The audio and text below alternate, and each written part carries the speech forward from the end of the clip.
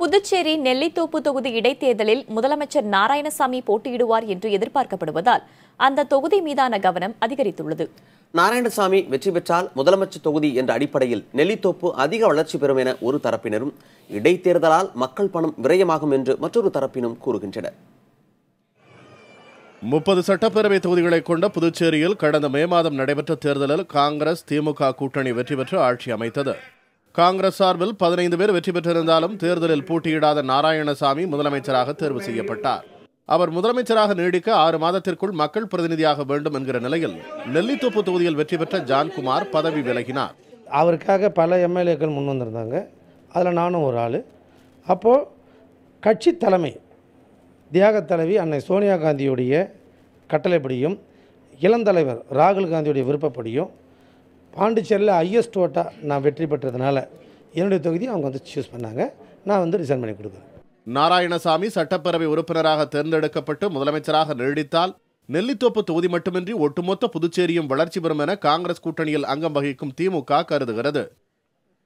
புதுச்சேரி நல்ல மாற்றங்களை ஏற்படுத்தியிருக்கின்ற ஒரு புதிய மலர்ச்சி ஏற்படுத்தியிருக்கின்ற முதலமைச்சரை மக்கள் வரவேற்பாக பார்க்கிறார்கள். அந்த அடிப்படையில் அவர் வெற்றி பெறுவது திண்ணம். அதைவிட நம்முடைய நண்பர் ஜான்குமார் அவர்கள் பெற்ற வாக்குகளை விட திரு நாராயணசாமி அவர்கள் கூடுதலாக வாக்குகள் பெறுவார் என்பது என்னுடைய எண்ணம்.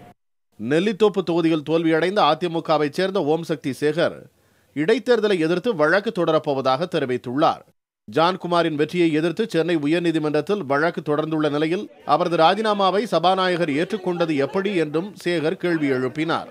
இந்த தேர்தல் மக்கள் மீது திணிக்கப்பட்ட கட்டாய தேர்தலாக இருக்கின்ற காரணத்தினால் நான் புரட்சித் தலைவர் அம்மாவுடைய அனுமதி பெற்று மீண்டும் நீதிமன்றத்தில் சென்று அவருக்கு அடுத்தபடியாக என்னை அறிவிக்க வேண்டும் என்றும், அல்லது இந்த தேர்தலை குறுகிய காலத்திற்கு இடைக்கால தடை வேண்டும் என்று புரட்சித் தலைவர் அம்மாவுடன் அனுமதி பெற்று நீதிமன்றத்தை நாட உள்ளேன்.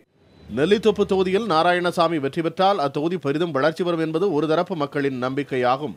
இந்த நெல்லித்தோப்பு தொகுதியில் முதல்வர் போட்டியிடுவதால் இந்த நெல்லித்தோப்பு தொகுதி மக்களின் வளர்ச்சிக்காகவும் நெல்லித்தோப்பு தொகுதியில் உள்ள அனைத்து இளைஞர்களின் வேலைவாய்ப்புக்காகவும் ஒரு புதிய திட்டத்தை செயல்படுத்துவார் என்ற நம்பிக்கை இந்த புதுச்சேரி மாநிலத்திற்கு உள்ளது. மேலும் புதுச்சேரி மாநிலத்தின் மத்திய பகுதியான நெல்லித்தோப்பு தொகுதி புதுச்சேரி மாநிலத்தில் உள்ள அனைத்து தொகுதியை விட ஒரு முன்மாதிரியான தொகுதியாக திகழும் என்பதில் எந்த ஒரு அச்சமும் இல்லை.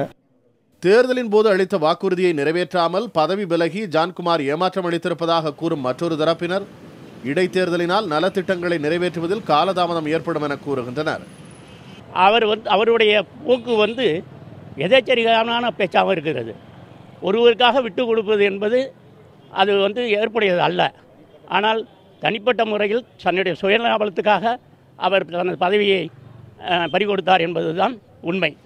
நெல்லித்தோப்பு தொகுதி மீதான கவனம் அதிகரித்துள்ளதால் அதன் இடைத்தேர்தலை அரசியல் கட்சியினரும் மக்களும் எதிர்பார்த்துள்ளனர். புதுச்சேரி சட்டமன்ற பொதுத் தேர்தல் முடிந்து குறுகிய காலத்தில் இடைத்தேர்தலை சந்திக்க இருக்கும் நெல்லித்தோப்பு தொகுதி முதல்வர் தொகுதியாகுமா? தேர்தல் முடிவுகள் தெளிவுபடுத்தும். புதிய தலைமுறைக்காக ஒளிப்பதிவாளர் ஸ்ரீதுடன் ரகுமான்.